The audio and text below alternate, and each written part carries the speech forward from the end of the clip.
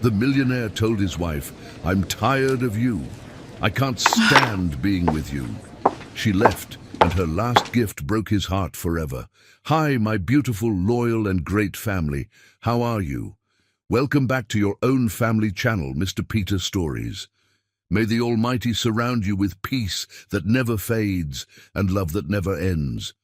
May He bless every woman with grace that turns pain into power, every man with wisdom to lead with kindness, and every home with warmth that feels like heaven's embrace. I pray your paths shine brighter each day, your hearts stay gentle even through storms, and your hands always find strength to lift others. May your dreams rise higher than fear, your faith stand taller than doubt, and may joy follow your name wherever you go. If your heart is true, like the video. If your love is real, write, "I am with Mr. Peter." Jeff Carson built an empire on ambition, but the woman who built him never asked for a single stone from its foundation. The rain hammered against the converted garage windows like accusations, each drop a reminder that Jeff Carson's consulting firm existed on borrowed time and desperate hope. He sat hunched over a desk constructed from salvaged doors, surrounded by rejection letters that had become wallpaper for his failures. The potential client, who promised to change everything, had cancelled an hour ago, the third cancellation this month, and Jeff felt the familiar weight of inadequacy settling into his bones like winter cold.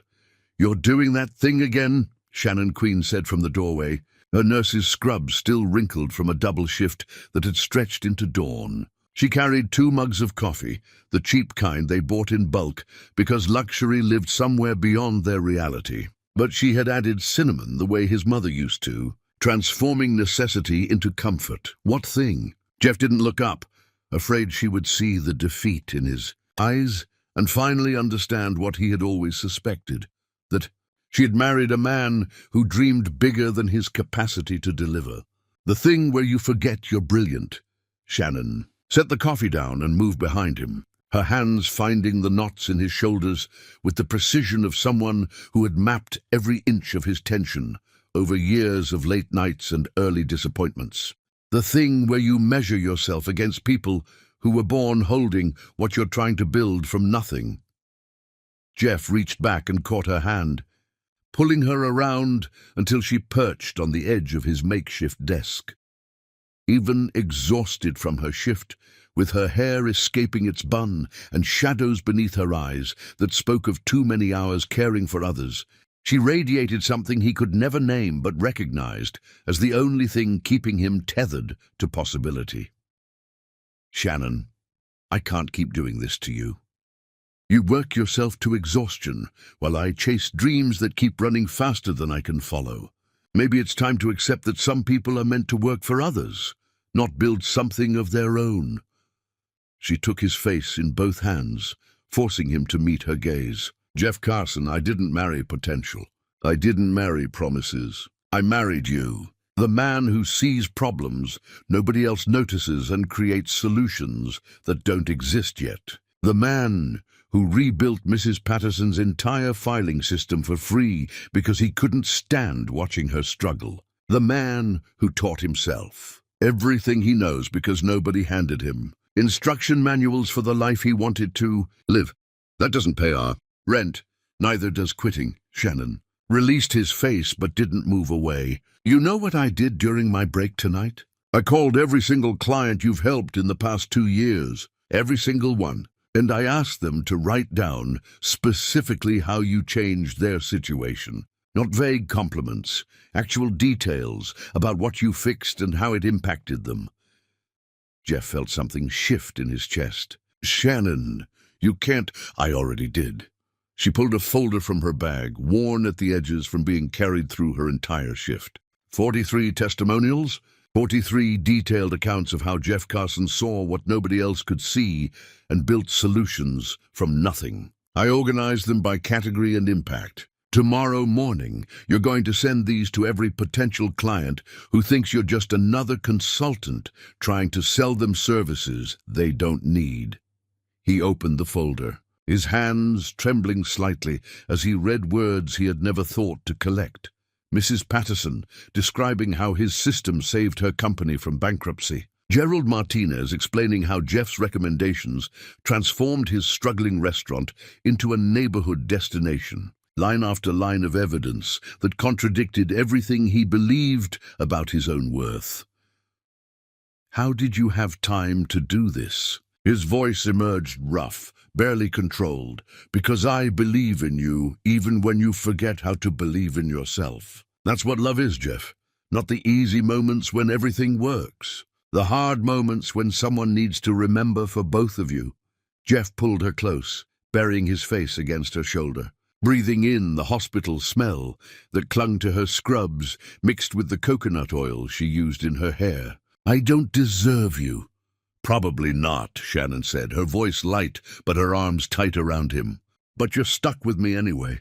Now stop feeling sorry for yourself and start making calls. Those testimonials won't send themselves, and we have rent due next week."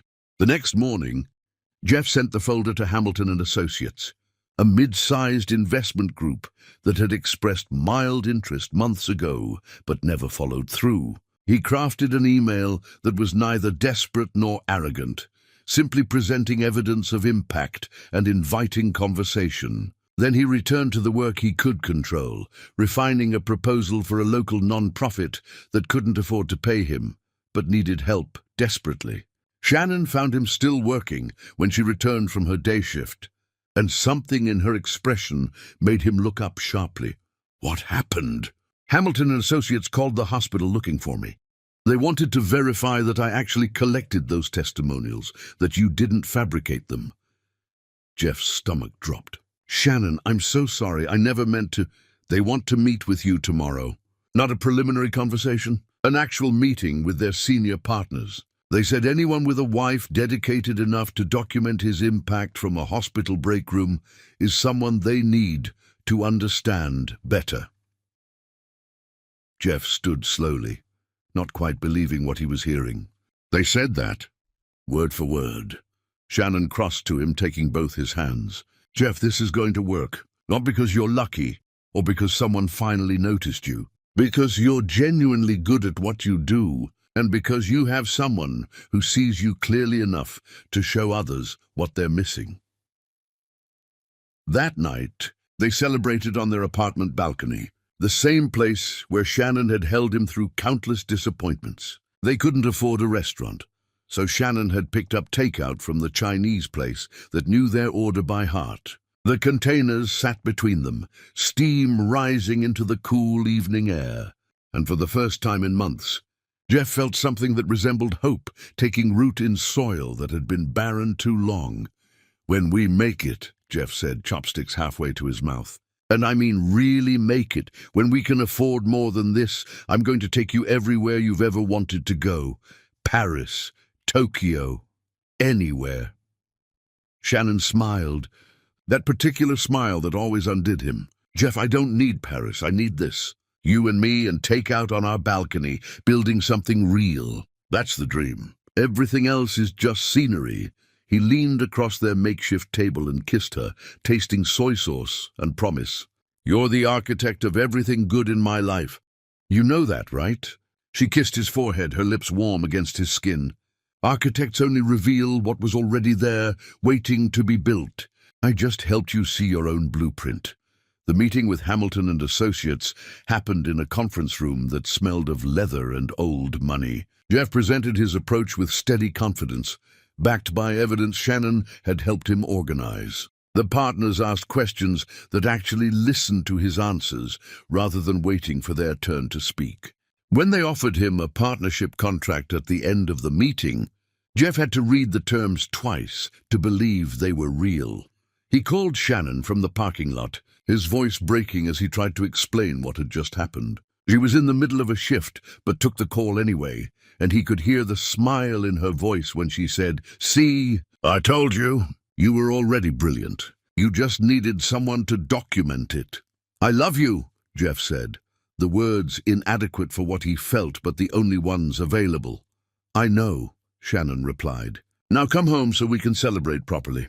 And Jeff, this is just the beginning. Don't forget that when things get complicated, Her last sentence carried a weight he didn't understand until much later, after everything had already broken. Chapter 2. The Serpent Enters Paradise.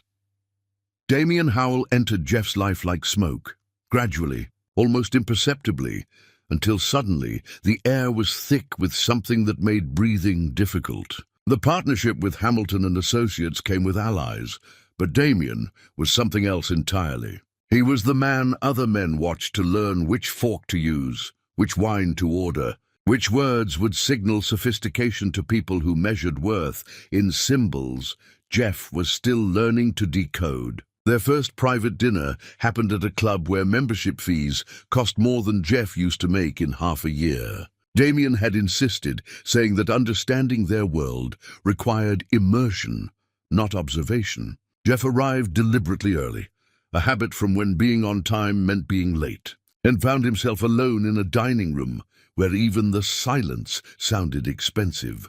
"Relax," Damien said when he finally arrived, his suit fitting him like it had been grown rather than tailored. "Nobody here is judging you. They're too busy making sure nobody is judging them." The conversation started professionally enough: market positioning, client relationships, expansion strategies. But somewhere between the appetizer and main course, Damien's tone shifted into something more personal, more deliberately intimate. "Can I ask you something without offense?" Damien's smile suggested the question was already decided, regardless of Jeff's answer. "Sure." "Your wife, Shannon, she seems lovely, very genuine." Jeff felt himself straighten slightly, instincts he didn't know he possessed suddenly alert. "She is, of course. I just noticed at the last gathering, and please understand, I mean no disrespect, she seemed a bit out of place. Not in a bad way, just different from the other partners' wives. More natural, less polished. Shannon works in healthcare. She doesn't have time for polish." Right. Damien sipped his wine, letting silence do work that words couldn't. "It's admirable, truly. But as you grow in this world, perception matters. The partners' spouses are part of the brand. They attend fundraisers, gallery openings, charity auctions. They represent us in spaces where deals get made at dinner parties rather than conference rooms." Jeff felt something cold settling in his stomach. "Shannon represents me perfectly. I'm sure she does. On a personal level." Damien leaned forward slightly. "But we're not talking about personal anymore, are we? We're talking about trajectory, about the difference between successful and extraordinary. And extraordinary requires cultivation on every front." The conversation moved on, but the seed remained, embedded so carefully that Jeff couldn't quite identify when it had been planted. Over the following weeks, Damien orchestrated situations that watered that seed with precision. A corporate retreat, where other partners arrived with wives in designer clothing, while Shannon wore a simple sundress she had owned for years. A charity auction, where Shannon's genuine enthusiasm for the cause was misread as naivete by people who attended to be seen rather than to give. A gallery opening where Shannon studied the art with real interest, while others studied each other, and her authenticity became somehow embarrassing in a room designed for performance. Jeff began noticing things he had never seen before. How Shannon still clipped coupons from the Sunday paper, arranging them in careful stacks before grocery shopping. How she drove the same car she had driven when they first met, the one with the temperamental passenger door and the cassette player that no longer worked. How her laughter rang too loud in restaurants where other diners modulated their joy into acceptable volumes. One evening, Jeff came home to find Shannon repurposing gift wrap from a colleague's birthday present, carefully removing tape to preserve the paper for future use. She was humming while she worked, completely content in her economy, and Jeff felt something sharp twist in his chest. Not affection, but something closer to shame. "Shannon, we can afford new wrapping paper." She looked up, surprised by his tone. "I know, but this is still perfectly good." "Why waste it?" "Because we're not struggling anymore. Because saving wrapping paper makes us look like we're still living paycheck to paycheck." Shannon's hand stilled. "Who's looking, Jeff?" He couldn't answer that. Not honestly. Because the truth was that nobody was looking except him. And he was seeing her through eyes that Damien had carefully adjusted to measure worth in ways that had nothing to do with value. The distance between them grew in increments too small to name but large enough to feel. Jeff started scheduling breakfast meetings on Sunday mornings, the sacred time when Shannon made her grandmother's pancake recipe, the one that required standing at the stove for an hour because authentic flavor couldn't be rushed. He accepted invitations to dinners without consulting her, then suggested she stay home because the conversations would bore her, even though Shannon had never been bored by anything that involved human connection. When Shannon reached for his hand during a rare movie night, Jeff's fingers remained limp in her grasp, his attention fixed on messages from Damien about positioning and perception. He felt her hand slip away from his, felt the weight of her disappointment settling into the space between them on their couch. But he was too far inside his own transformation to reach back across the distance. Shannon tried everything she knew. She cooked his favorite meals, presenting them with care that transcended hunger. She planned a weekend getaway to the cabin where they had honeymooned, but Jeff cancelled at the last minute, citing a crisis that felt important until he realized later he couldn't remember what it had been. She attempted direct conversation, asking him with heartbreaking simplicity what had changed and whether they could repair it together. "Nothing's changed," Jeff said, the lie bitter in his mouth. "I'm just stressed. Building something this significant requires sacrifice." "Sacrifice," Shannon repeated slowly, testing the word. "Is that what I've become? A sacrifice?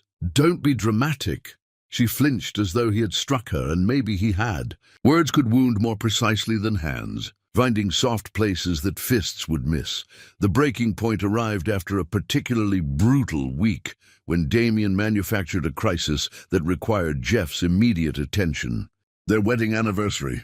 Shannon had marked it on the calendar with a heart, a gesture so simple and hopeful that Jeff felt sick when he noticed it while grabbing his keys to leave. She had made reservations at the restaurant where he had proposed, the one that wasn't fancy but served food that tasted like celebration. Jeff called her from the car to cancel, his voice clipped and impatient, as though she was the problem rather than his choice. Shannon said nothing for a long moment, and then, in a voice so quiet he almost missed it, "Okay. Just okay. Nothing else." And somehow that single word carried more weight than any argument could have held. He arrived home past midnight, bourbon sharp on his breath from drinks he hadn't wanted, but had consumed anyway because Damien kept ordering rounds. The apartment was dark, except for candles that had burned down to stubs. Their wax pooled on the table where Shannon had set 2 places. She sat at the table still, wearing her best dress, the blue one that made her eyes look impossibly bright. The food had grown cold hours ago. "You waited," Jeff said stupidly, his tongue thick with alcohol and guilt. "I always wait for you." Shannon's voice was steady, but tears tracked slowly down her face. "That's what I do. I wait, and I hope and I believe that the man I married is still in there somewhere, remembering what we built together." "Shannon, I had a work crisis. I told you that. You told me a lot of things. That I was your foundation, that you couldn't build anything without me, that my love was the only currency that mattered." She stood slowly, her movements careful, as though she might shatter if she moved too quickly. "Do you even remember what today is?" "Of course I remember," but his hesitation betrayed him. "Our anniversary. The day you promised to choose me every day for the rest of your life. And you chose a work crisis instead. A crisis that somehow ended with bourbon on your breath and my dinner cold on the table. I'm building something important. You're destroying something irreplaceable." Shannon's voice broke finally, and Jeff realized he had been waiting for this, for her to match his cruelty with her own, to give him permission to justify his transformation. But she didn't offer him that escape. Instead, she asked a question that cut deeper than any accusation. "Who told you I wasn't enough?" "Nobody told me anything."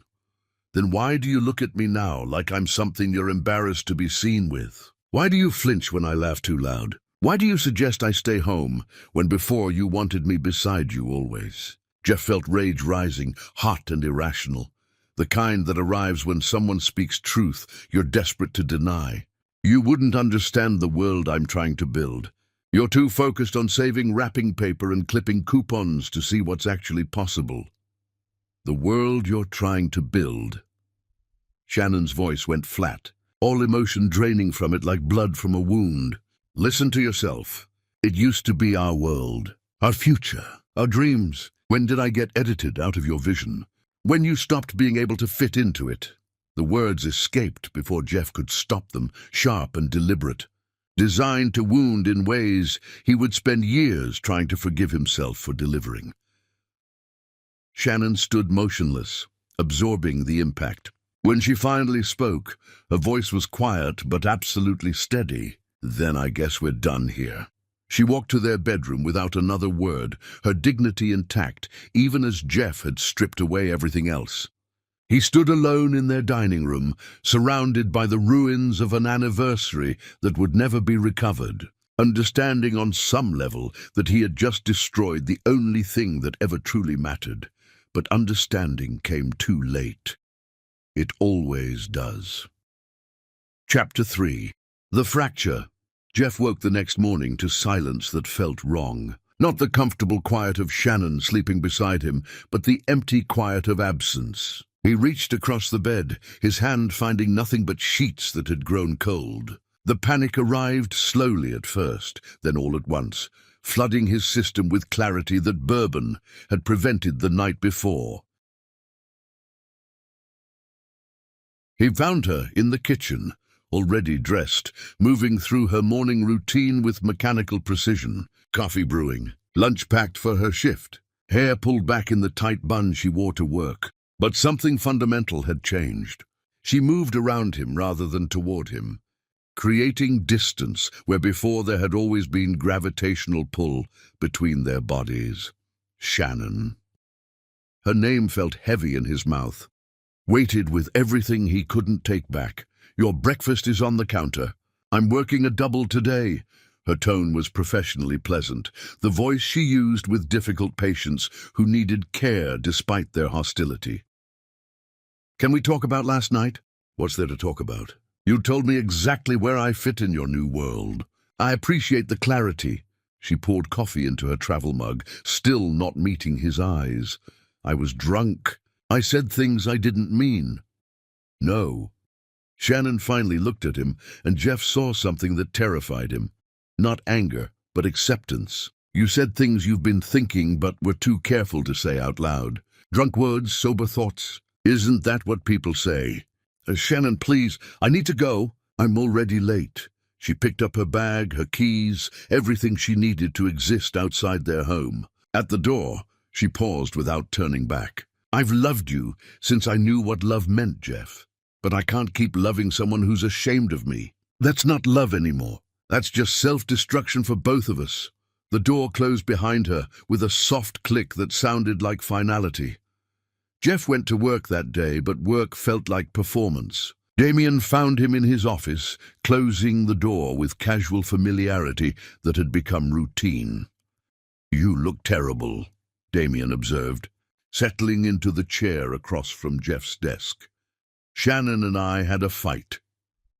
Ah.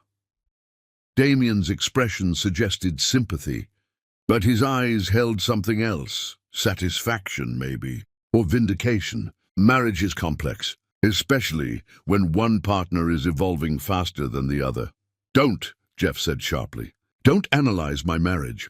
I'm not analyzing anything, just observing what you're clearly feeling. You're outgrowing your current situation. That's natural. Uncomfortable, but natural. Jeff wanted to argue, but the words wouldn't come. Because wasn't that exactly what he had been feeling? That Shannon represented a version of himself he was trying to leave behind. That her simplicity, her contentment with small pleasures, somehow limited what he could become. The following weeks dissolved into patterns of polite distance. Shannon worked her shifts and came home exhausted. Jeff attended dinners and meetings that stretched later each night. They existed in the same physical space, but occupied entirely different emotional territories. When Shannon spoke, Jeff heard her words, but filtered them through Damien's observations about evolution and trajectory. When Jeff spoke, Shannon listened with the patient attention she gave everyone, but responded with increasing brevity, as though conserving energy for battles worth fighting. Sunday mornings stopped including pancakes. Shannon woke early and went for long walks instead, returning when breakfast time had passed. Jeff told himself he didn't mind, that he preferred his new routine of protein shakes and business podcasts. But some part of him mourned the ritual loss, while another part insisted that mourning was weakness. Damien introduced Jeff to new circles, people who spoke in references Jeff had to research later, who attended events where tickets cost more than furniture, who measured success in visibility rather than impact. Jeff found himself learning a new language, one where sincerity was naive and calculation was sophistication. He practiced this language at home without meaning to, testing phrases that made Shannon's expression close like shutters over windows. One evening, Jeff came home to find Shannon sitting on their balcony, the place where they had celebrated every small victory. She was holding a photo album, the physical kind they had created together before everything became digital, and her face was wet with tears she didn't bother hiding. "What's wrong?" Jeff asked, though he knew. Everything was wrong. Do you remember this? Shannon held up a photo from their wedding day. They were cutting the cake, but neither of them was looking at the camera. They were looking at each other with expressions of such pure joy that it hurt to see now. "Of course I remember." "Do you remember what you said to me that night, after everyone left and we were alone?" Jeff tried to recall, but the memory felt distant, overlaid with so many other moments that the specific words escaped him. "You said that nothing would ever matter more than us. That you could lose everything else and survive as long as you had me. That I was your home, and everything else was just buildings." Shannon closed the album carefully. "When did that change, Jeff? When did I become just another building?" "You're twisting my words." "I'm not twisting anything. I'm just trying to understand how we got from there to here. How we went from promising forever to you, looking at me like I'm an obligation you're trying to shed with minimal social awkwardness. That's not fair." "No, it's not. None of this is fair. But it's honest, which is more than you've been with me in months." Shannon stood, leaving the photo album on the chair. "I'm going to stay with Tanya for a few days. Give us both space to figure out what we actually want." "Shannon, running away won't solve anything." "I'm not running away. I'm protecting myself from someone who's slowly convincing me I'm not worth protecting." She moved past him, her shoulder brushing his arm, and the brief contact felt like goodbye. "When you figure out who you want to be, the man I married or the man you're trying to become, call me. Until then, I need distance from watching you disappear." She packed a bag while Jeff stood useless in their bedroom doorway, trying to find words that would stop this, but coming up empty. She took only essentials, moving with efficiency that suggested she had thought this through carefully. At the door, she turned back one final time. "I love you, Jeff. I love the man you were and the man you could still be. But I can't love you enough for both of us. You have to love yourself and me enough to remember what actually matters." Then she was gone, and Jeff was alone in an apartment that suddenly felt cavernous without her presence to fill it. He told himself she would come back, that this was just a dramatic gesture, a way of making him pay attention. But days passed without contact, and Jeff found himself moving through their home, touching things Shannon had touched. Her coffee mug still on the counter, her bookmark still holding a place in a novel she hadn't finished, her sweater draped over the back of the couch like she had just taken it off. Damien noticed Jeff's distraction and pulled him aside after a meeting. "She still hasn't come back." "How did you know?" "You have the look of someone who's lost something and isn't sure whether to search or let it stay lost."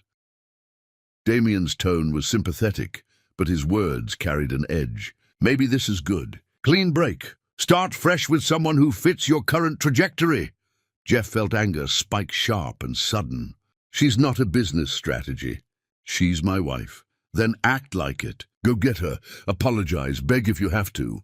Damien's expression shifted to something harder. But if you're not willing to do that, then stop pretending you want her back and actually move forward.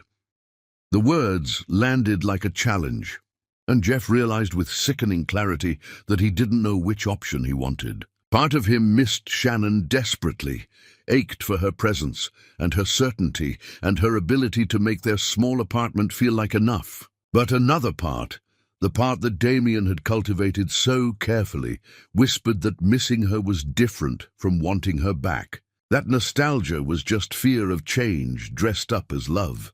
Jeff reached for his phone a dozen times that week, pulling up Shannon's contact, his thumb hovering over her name. But he never completed the call, because what would he say? That he was sorry, but couldn't promise not to hurt her again. That he loved her, but wasn't sure he wanted the life that loving her required.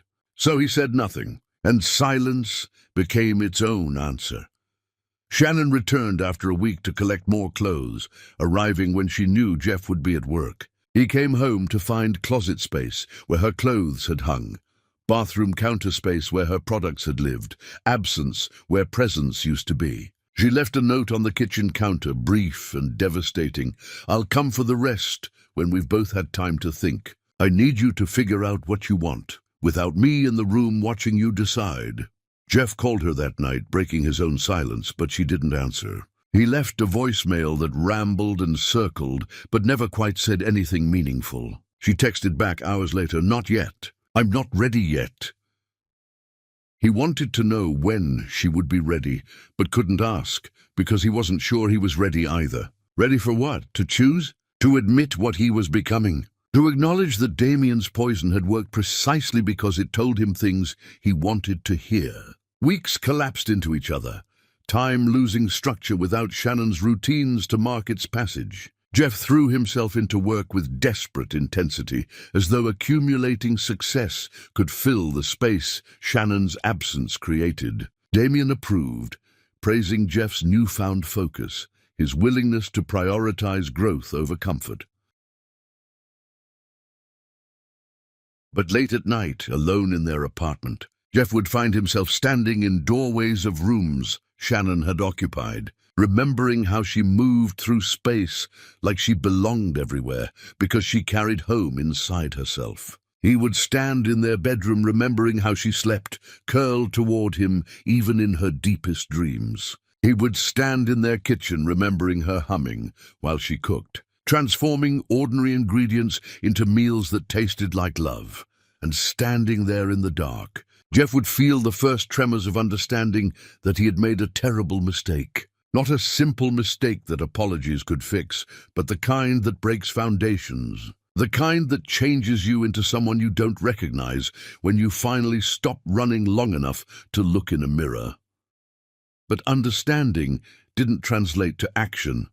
Not yet. Because action required admitting failure, and Jeff had spent months learning to associate success with ruthlessness, growth with leaving things behind. So he stood in doorways, and Shannon stayed away, and the distance between them stretched until it felt impassable. The breaking point arrived on what would have been their anniversary. The next one, a full year after the disaster that had started their unraveling. Jeff came home late from another dinner that meant nothing and found the photo album still sitting on their balcony chair where Shannon had left it months ago. Rain had damaged some pages, blurring their younger faces, bleeding their captured joy into watercolor abstractions. Jeff opened the album carefully, looking at what remained. The wedding photo was ruined, their faces barely visible, but underneath it, protected by the photo above, was their honeymoon picture. They were sitting on a beach at sunset, and Shannon was laughing at something he had said, her head thrown back, her joy absolute. And Jeff in the photo was looking at her with an expression of such complete adoration that he barely recognized himself. Who was that man? And how had he become someone that man would be ashamed to know? Jeff closed the album and finally understood what he had to do. Not apologize. Apologies were inadequate for what he had destroyed. Not beg. Shannon deserved more than his desperation. He had to change fundamentally or let her go completely. And change required first admitting what he had become. He picked up his phone and called Damien. When he answered, Jeff said simply, "We're done. Whatever you've been doing, whatever game you've been playing with my life, it's finished." "Jeff, you're being irrational." "No. For the first time in months, I'm being completely rational. You poison my marriage because that's what you do. You find people's insecurities and water them until they grow into something that consumes everything healthy around them. And I let you. I'm not blaming you for my choices, but I'm done making choices that benefit you while destroying me." He hung up before Damien could respond. Then he sat on his balcony, holding a damaged photo album, and understood with absolute clarity that he had lost Shannon. Not might lose her, had lost her. Past tense, completed action. The question wasn't whether he could get her back. The question was whether he could become someone worthy of the love she had offered before he had systematically destroyed it. And that answer would take longer than one night to discover. Chapter 4. The Gift That Destroys. Shannon moved through the apartment in pre-dawn darkness, her movements practiced and deliberate. She had been planning this departure for weeks, ever since clarity arrived like cold water, shocking her into understanding that staying was no longer self-sacrifice. It was self-destruction. Love could not live on memory alone. Eventually memory ran out, leaving only the hollow space where connection used to exist. She packed methodically, taking only what she needed to survive: clothes, toiletries, documents that proved her existence. She left behind every gift Jeff had ever given her, arranging them on his dresser like evidence in a case she no longer needed to argue. The necklace he bought for their first anniversary. The book of poetry he had inscribed with words that once made her cry with joy. The framed photo from their honeymoon that used to sit on her nightstand. Each item represented a version of them that no longer existed, and carrying them forward felt like hauling corpses into a future that needed to be lighter. The wooden box sat on the kitchen table, waiting. Shannon had found it at an estate sale years ago, drawn to its simplicity and the way its hinges whispered when opened. She had kept it empty, waiting for the right purpose. Now she understood what it had been waiting for, a funeral for love that died by degrees rather than dramatic ending. She arranged items inside with archaeological care. The movie's stub from their first date. He had taken her to see a film she had already seen because she wanted to watch him experience it fresh. The notes he used to hide in her lunch bag when they were newlyweds. Small declarations written on whatever paper was nearby. A napkin where he had sketched their dream house during a conversation about the family they would build. Their wedding invitation, which she had kept even though most people discarded theirs, because his handwritten addition on the back, "I get to marry you today. I get to marry you," had felt like a promise worth preserving. She placed her wedding ring in the center of these artifacts, the gold catching early light coming through the window. The ring felt heavier than it should, as though it had absorbed all the weight of their deterioration. She had worn it every day since he slipped it on her finger, even after everything started breaking, because removing it felt like admitting defeat. But defeat had already happened. Keeping the ring on now was just refusing to acknowledge what everyone else could see. The letter she had written and rewritten sat folded beneath everything else. She had wanted to be cruel, to wound him the way he had wounded her, to make him understand through pain what he had refused to understand through love. But cruelty required energy she no longer possessed. Instead, she had written truth without decoration. "Jeff, I'm not leaving because I stopped loving you. I'm leaving because I love myself enough to stop letting you destroy me. You became someone I don't recognize, and I'm terrified that if I stay, I'll become someone I don't recognize either. The man I married would never have looked at me like I was an embarrassment. The man I married would never have valued other people's opinions over our connection. I don't know where that man went, but I can't keep searching for him while you're actively burying him deeper. This box holds everything we built together. Maybe someday you'll open it and remember who we were before you decided we weren't enough. I hope you do. Not for me, for you. Because the life you're building on our ruins won't bring you what you think it will. Success without love is just expensive loneliness. I know you won't believe me until you experience it yourself. But maybe, when you're sitting alone in whatever penthouse you think will make you happy, you'll remember the woman who loved you when you had nothing but dreams and determination. I'll remember that man forever. He was worth loving. I hope he's still in there somewhere. Shannon sealed the box and placed it in the center of the kitchen table where Jeff would find it immediately. She stood looking at it for a long moment, this small container of everything that mattered, and felt tears finally break free from the control she had maintained for months. She didn't sob. She cried quietly, tears tracking down her face while her body remained still, as though even her grief knew better than to demand attention. She left before dawn broke completely, driving away from the apartment they had chosen together, the neighborhood where they had planned to raise children, the life that had once felt inevitable. She didn't look back. Looking back was how people turned into pillars of salt, frozen between what was and what could never be again. Jeff discovered the box at noon when he finally emerged from their bedroom, his head pounding from another night of drinking that solved nothing but at least temporarily erased the constant awareness of his own failure. He saw the box immediately, sitting in the center of the kitchen table like an accusation. For a long moment, he stood staring at it, afraid to approach because he knew what it represented even before opening it. His hands trembled as he lifted the lid, and the first item he saw was her wedding ring. The sight of it hit him like a physical blow, driving the air from his lungs, because a wedding ring on a table instead of a finger was its own language, one that needed no translation.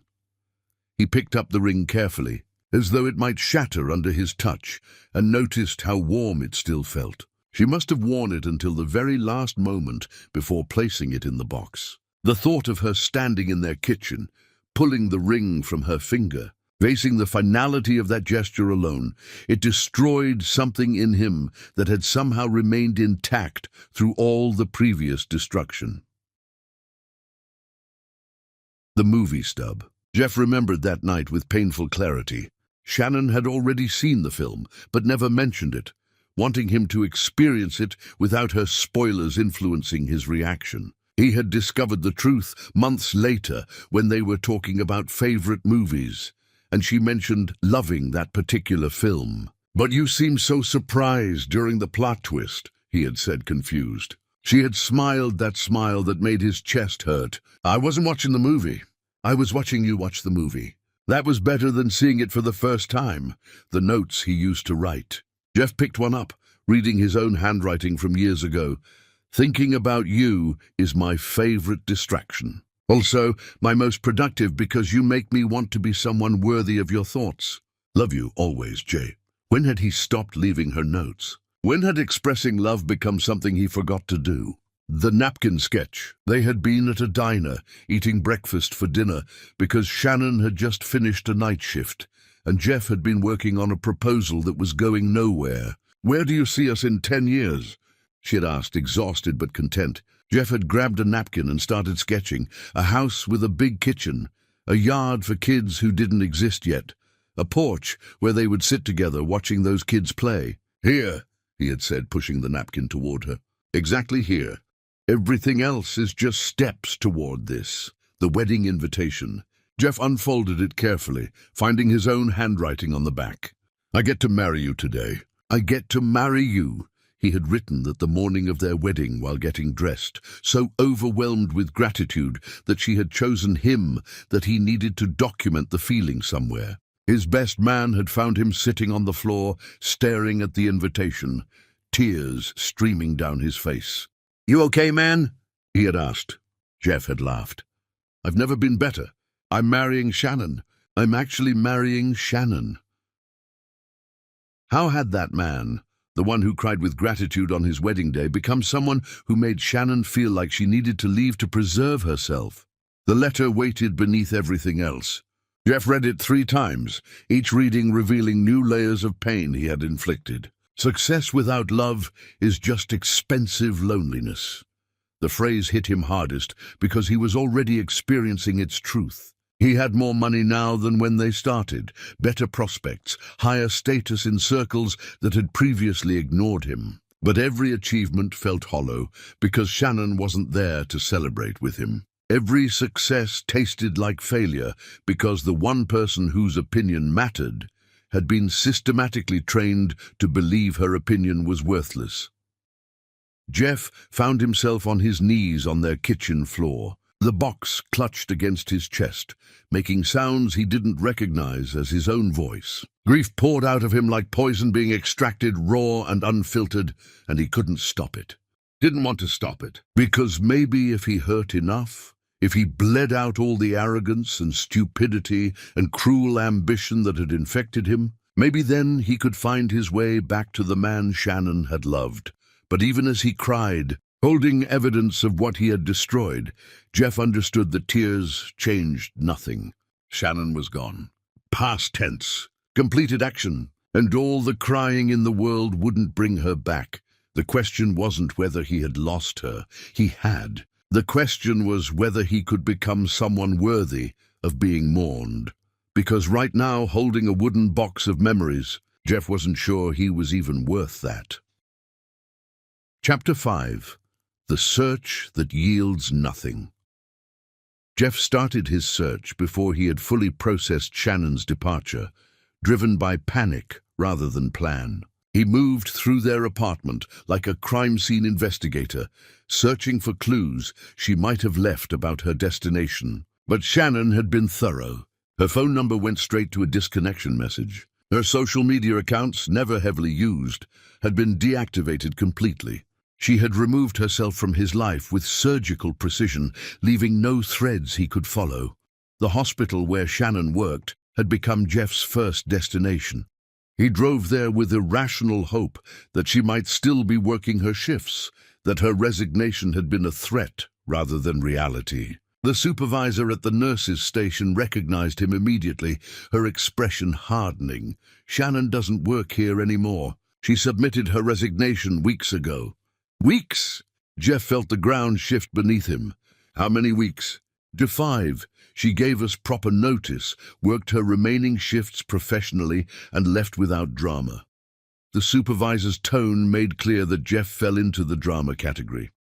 "She asked us not to share her forwarding information with anyone, and we're honoring that request. I'm her husband." She mentioned that. She was very specific that anyone included you especially.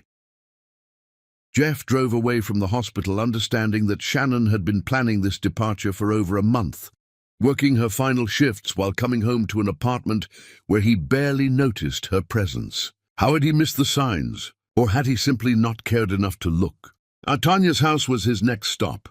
Shannon's best friend since childhood, the woman who had stood beside Shannon at their wedding and whispered to Jeff during the ceremony, "You hurt her, and I'll destroy you."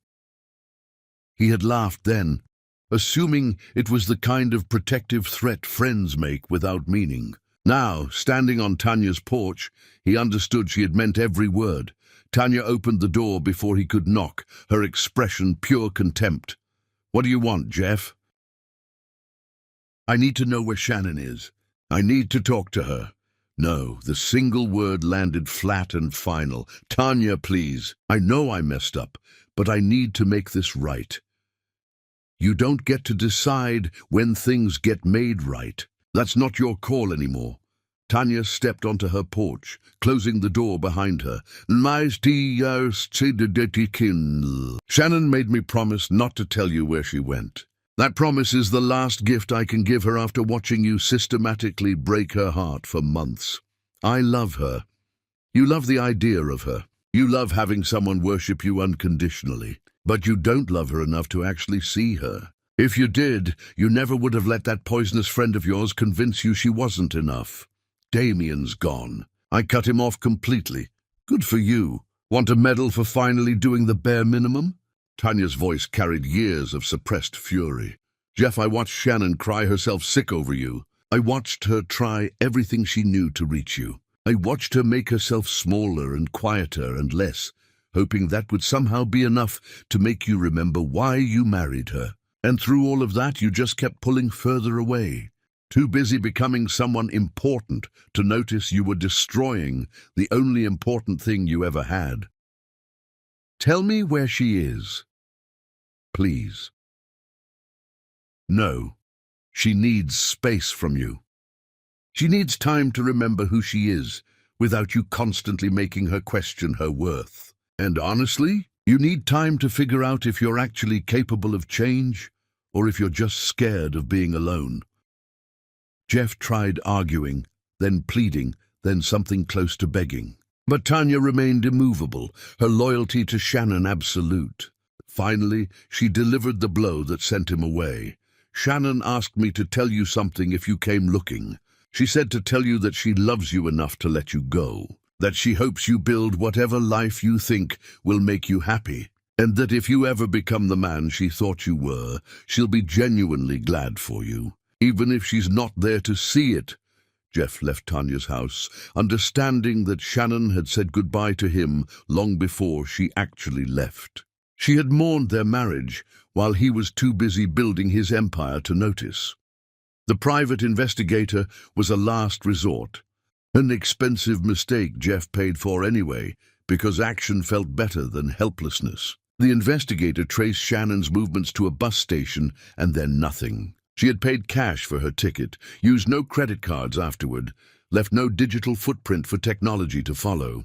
Whoever she is, she knows how to disappear, the investigator said, admiration creeping into his professional tone. Most people leave trails everywhere. She left nothing. Jeff's final hope was Shannon's mother in Philadelphia.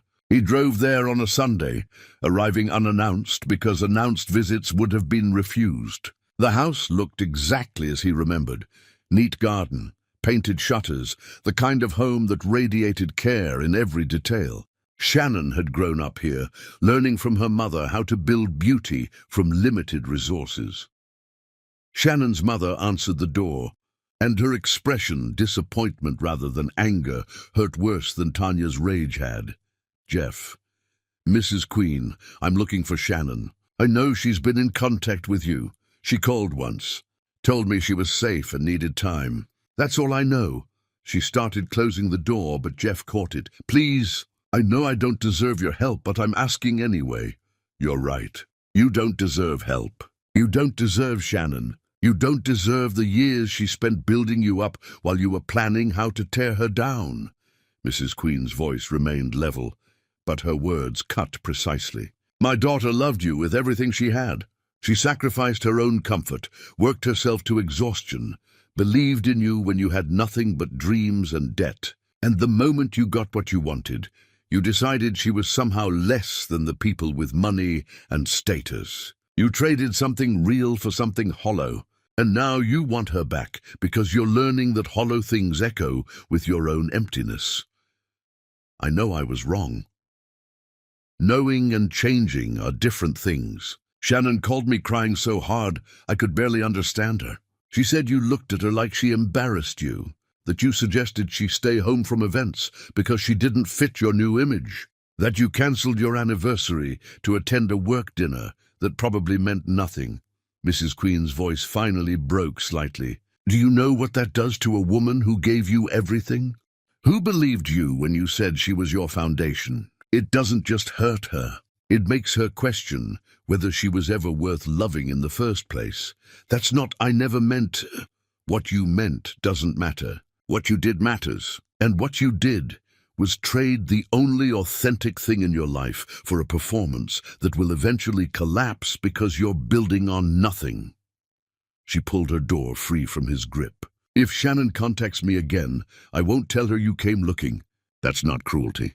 That's protection. She needs to heal without you picking at her wounds. and you need to figure out who you are, without her there to remind you of who you could be. The door closed, with finality that echoed the sound of Shannon closing their apartment door months ago. Jeff drove back toward his empty apartment, stopping at a rest area halfway home because he couldn't see the road through tears that kept overwhelming him. He sat in his car in a parking lot full of strangers, crying the way he hadn't cried since childhood, the kind of crying that comes from places too deep for adult control to reach. A truck driver knocked on his window, concern evident. "You okay, man?"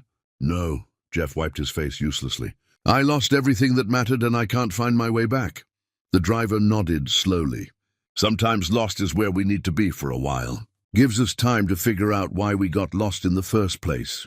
He handed Jeff a napkin through the window. "Whatever you lost, if it was worth having, it's worth fighting for. But fighting doesn't mean chasing. Sometimes it means stopping, looking at yourself honest, and fixing what's broken before you go looking for what left." The truck driver walked away, leaving Jeff holding a napkin and wisdom from a stranger that felt more honest than anything he had heard in months.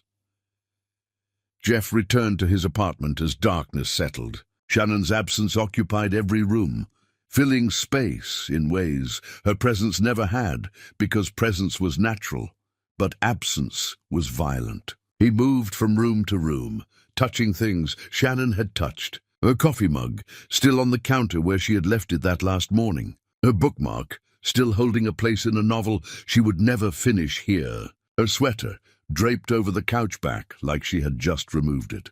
He picked up the sweater and held it to his face, breathing in the fading scent of her, coconut oil and hospital antiseptic, and something underneath that was purely Shannon. The smell was disappearing like everything else, fading with each day that passed, and Jeff understood that eventually even her scent would be gone. Eventually, the apartment would forget she had ever lived here. Eventually, only he would remember, and even his memory would distort with time until he couldn't trust whether he was remembering her accurately or just remembering his memory of her. Jeff sat in their bedroom, his bedroom now, holding Shannon's sweater, and understood that he had become a man haunted by his own choices. Not haunted by her, Shannon had left with dignity and grace. Haunted by himself, by the person he had allowed himself to become, by the casual cruelty he had inflicted on someone whose only crime was loving him completely.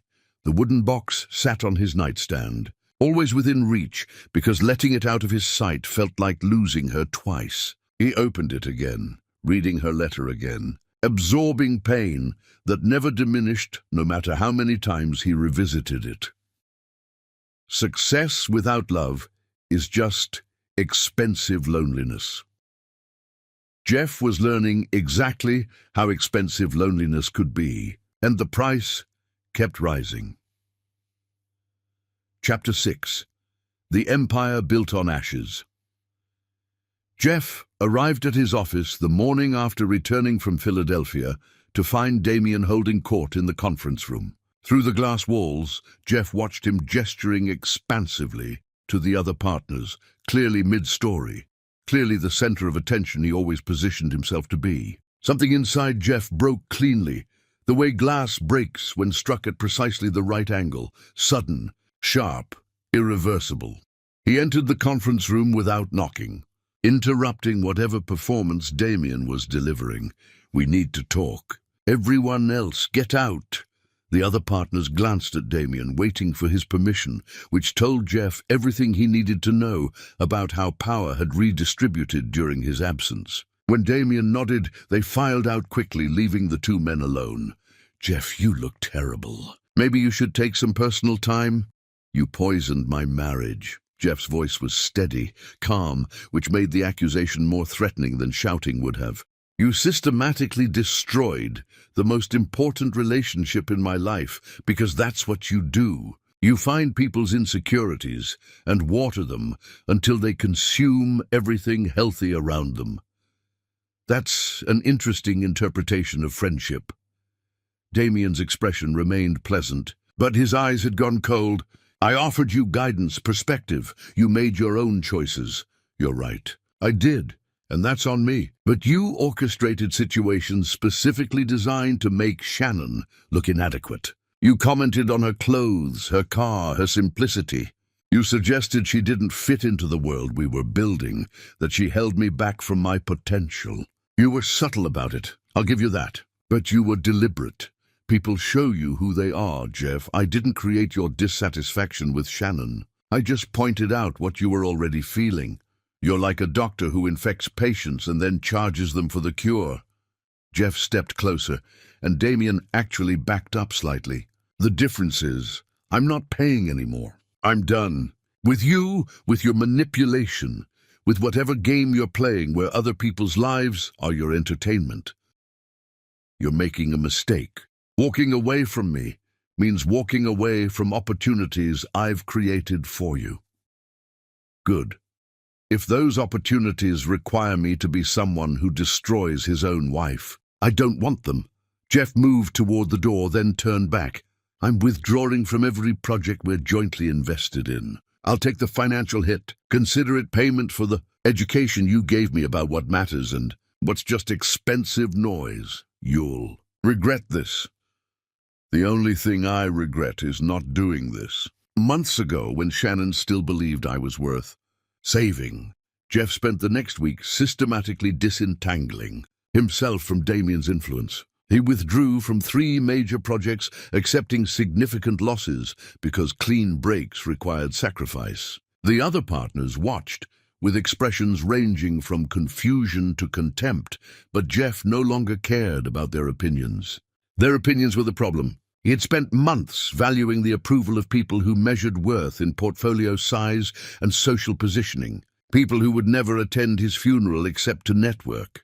The business he had built started crumbling, but Jeff let it crumble. He downsized deliberately, moving his operation into a smaller office that cost less and required fewer compromises. He returned to serving clients who needed actual help rather than status symbols. He remembered why he had started this work in the first place, not to build an empire, but to solve problems that mattered to people trying to build better lives. His apartment lease ended, and Jeff moved into something smaller, more modest, similar to the place he had shared with Shannon. He furnished it minimally: bed, table, chair, the essentials and nothing more. No decoration, because decoration felt like lying, pretending he had created a home, when really he had just created a space to exist between sleeping and working. His days lost their previous structure. He forgot to eat regular meals, surviving on coffee and whatever required minimum effort. He attended therapy sessions his doctor recommended, sitting across from a patient woman who listened to him describe his failures with clinical attention. "You're grieving," she observed during their 3rd session. "I know that, but you're grieving someone who's still alive. That's more complicated than typical grief because there's this persistent sense that you could fix it if you just found the right words or made the right gesture. But I can't fix it.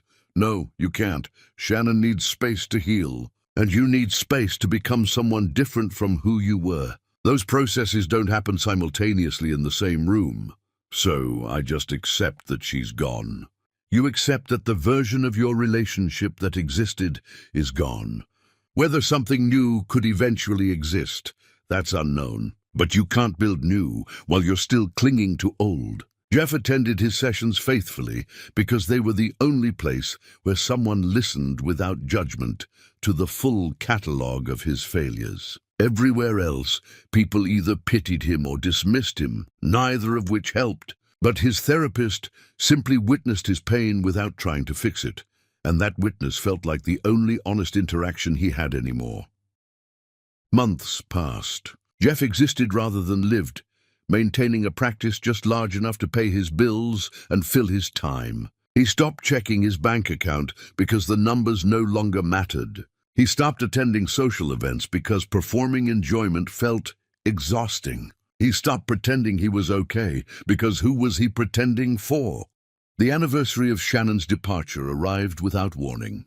Jeff woke that morning feeling like he had been beaten, his body aching with emotional weight that had somehow manifested physically. He drove to the restaurant where they used to celebrate small victories, the place where Shannon would order his favorite dessert, even when she was too full, because seeing him enjoy it made her happy. He sat alone at a table for two and ordered Shannon's favorite meal. When it arrived, he placed it across from his empty plate and sat staring at food growing cold, remembering how she used to steal bites from his plate, even though she insisted she wasn't hungry. "Just tasting," she would say, her fork already moving toward his food again. "Quality control." The server approached carefully. "Sir, is someone joining you?" "No, she's not coming." Jeff pulled out his wallet, leaving enough to cover both meals and a generous tip. "She's never coming." He left the food untouched on the table, walking out into evening air that felt too heavy to breathe. 2 years. He had lost Shannon 2 years ago, and the loss felt as fresh as the day she left. Time was supposed to heal, wasn't it? But time was just teaching him to live with permanent absence. Which wasn't healing, it was just learning to function while broken. Jeff returned to his apartment and opened the wooden box for the 100th time, maybe the 1,000th. He read Shannon's letter again, his eyes finding the same phrases they always found. "I love myself enough to stop letting you destroy me. Success without love is just expensive loneliness. Maybe when you're sitting alone in whatever penthouse you think will make you happy, you'll remember the woman who loved you when you had nothing but dreams." He wasn't in a penthouse. He was in a modest apartment, sitting on a second-hand couch, holding artifacts from a love he had systematically murdered. And he did remember. He remembered everything. That was the problem. Memory without possibility of reconciliation was just torture. Jeff closed the box carefully and sat in darkness, understanding that he had built an empire on ashes. Not a real empire. Real empires required foundation. He had built a performance that collapsed the moment he stopped performing. And underneath the rubble was just him alone, learning what Shannon had tried to tell him before he drove her away. That success without love wasn't success at all. It was just expensive loneliness. And expensive loneliness was the most expensive thing Jeff had ever purchased.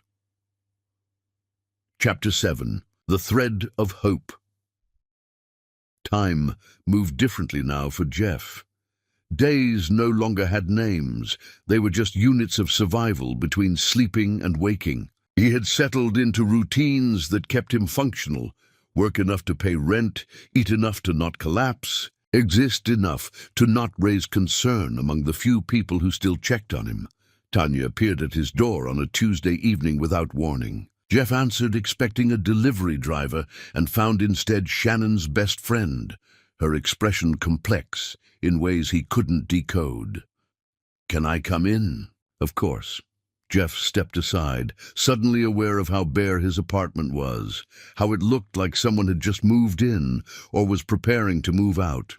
"Do you want coffee or—" "I'm not staying long." Tanya remained standing, her posture defensive. "I need to say something, and I need you to listen without interrupting."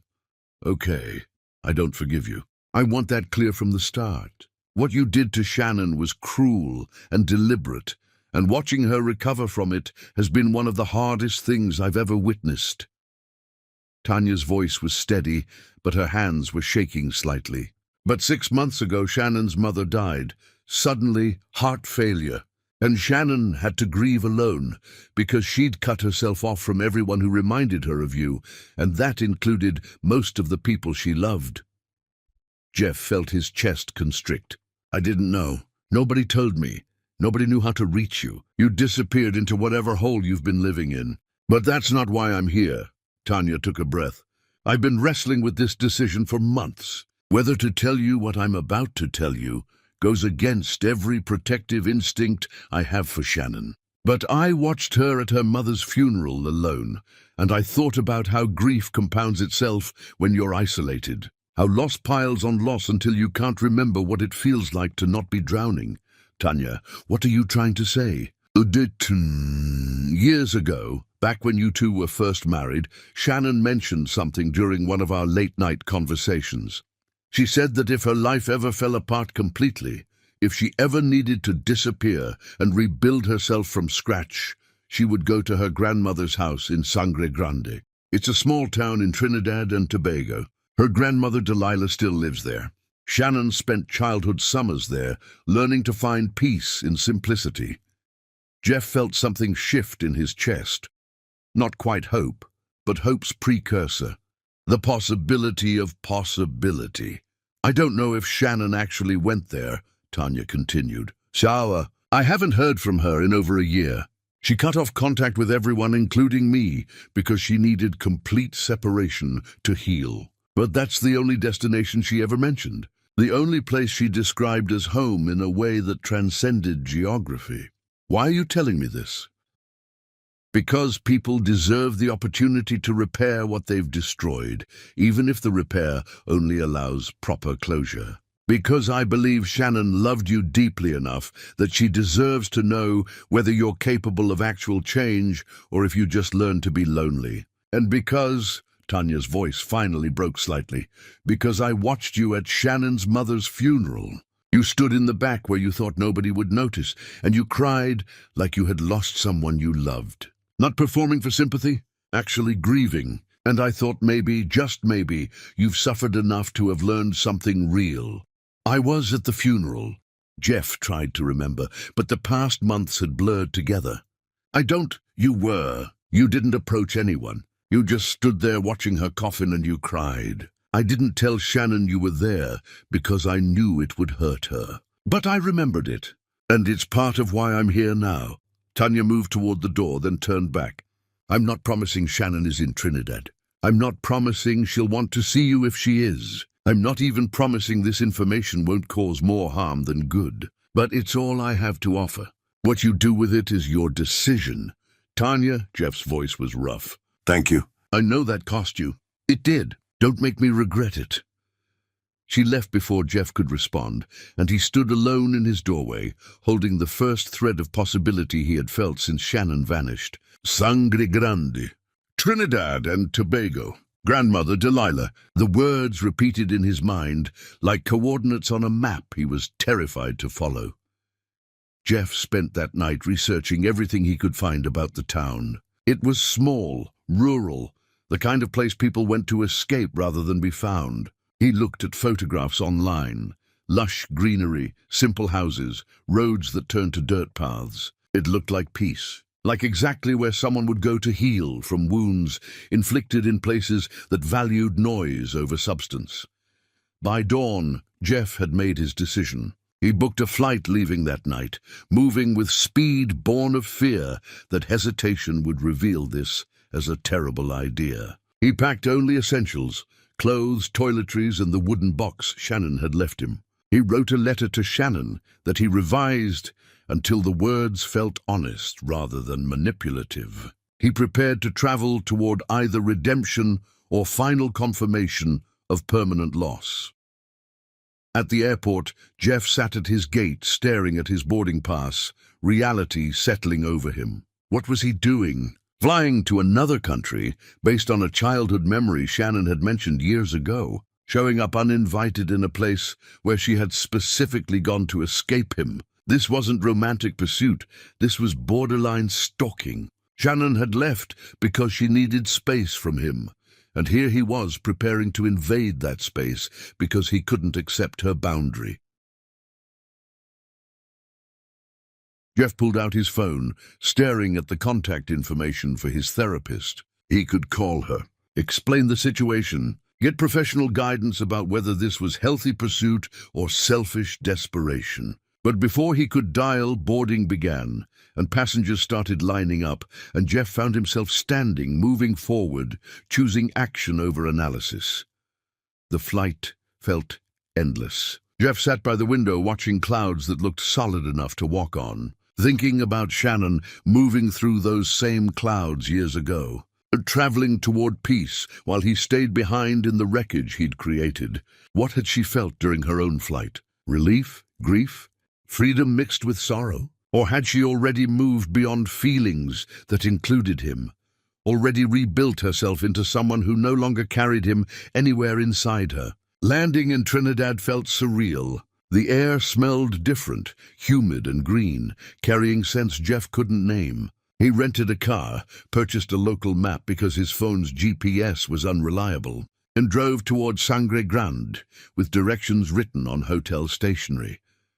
The landscape changed as he left the airport area, buildings giving way to jungle, pavement transitioning to packed earth, civilization thinning until he felt like he was driving backward through time. He passed small houses with gardens overgrown in ways that looked deliberate rather than neglected, children playing in yards without fences, people sitting on porches watching the world with attention that wasn't waiting for entertainment.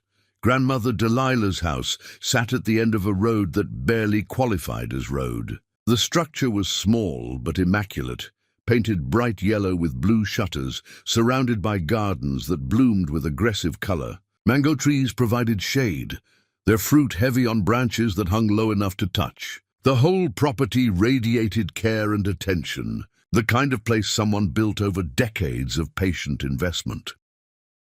Jeff sat in his rental car for a long time, hands gripping the steering wheel, fear making his body heavy. This was it. The moment where he discovered whether Shannon was here, whether she would speak to him, whether the man he had become was someone she could stand to be near. He had traveled thousands of miles on hope's fraying thread, and that thread was about to either hold or snap.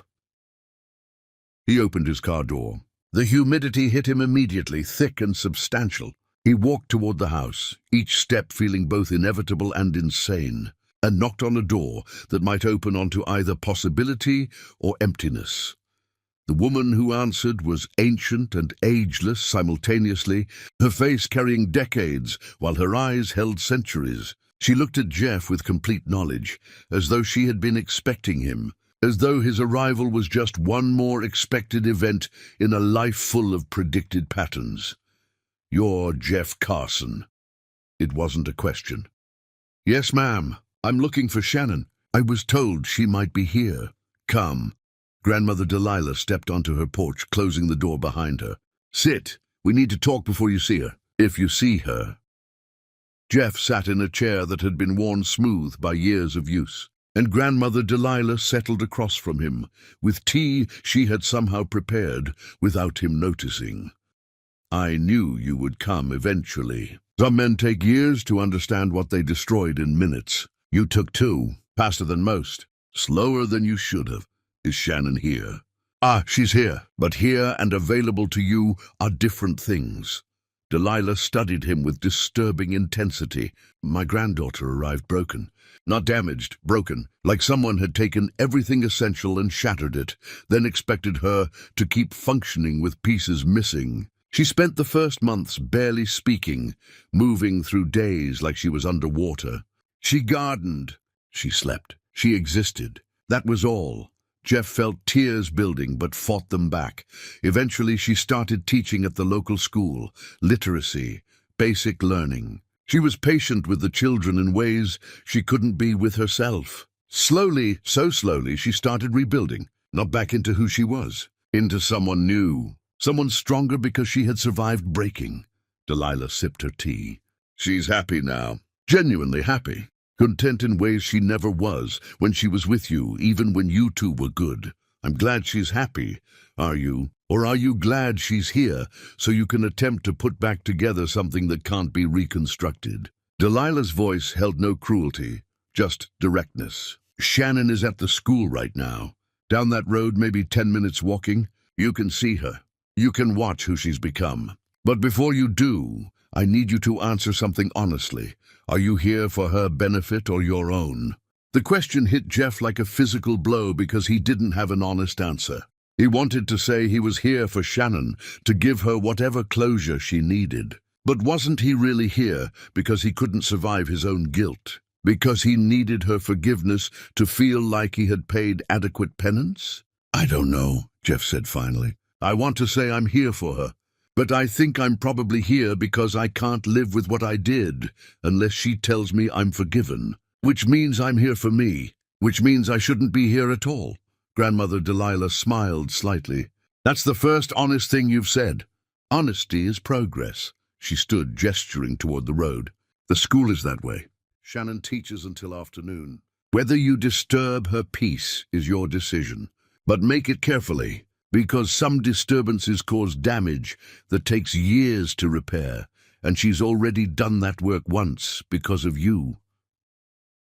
Jeff walked down the road, his heart beating so violently he could feel it in his throat. The school appeared around a bend, small, brightly painted, surrounded by children's laughter that sounded like wind chimes in the humid air. And there, under a massive tree heavy with red flowers, Shannon taught a circle of children, her voice carrying across the playground with warmth that made Jeff's chest hurt. She had changed. Not dramatically, she was still recognizably Shannon, but she moved with different confidence, laughed with different freedom, existed in space like she belonged there without question or qualification. Her hair was natural now, pulled back loosely. Her clothes were simple and bright. And when she laughed at something a child said, the sound was so pure, it hit Jeff like a weapon. He had destroyed this woman, and she had rebuilt herself into someone more powerful than who she had been before. And now he stood on the edge of her rebuilt life, preparing to risk that reconstruction for his own need for absolution.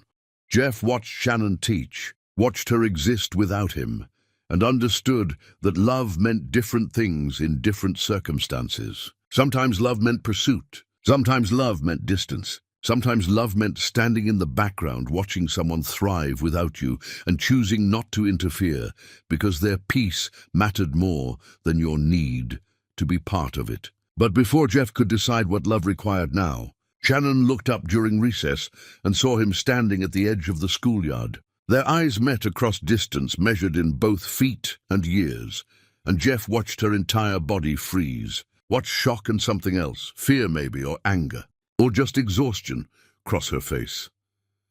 She said something to the children, who immediately moved closer to her protectively, and Jeff realized Shannon had built a whole new community here that loved her enough to sense danger and respond. When the school day ended, Shannon finally approached him. Not close, maintaining careful distance like he was something that might explode if she got too near. "Why are you here, Jeff?" The question was simple. The answer was impossible. Chapter 8. The Woman He No Longer Knows.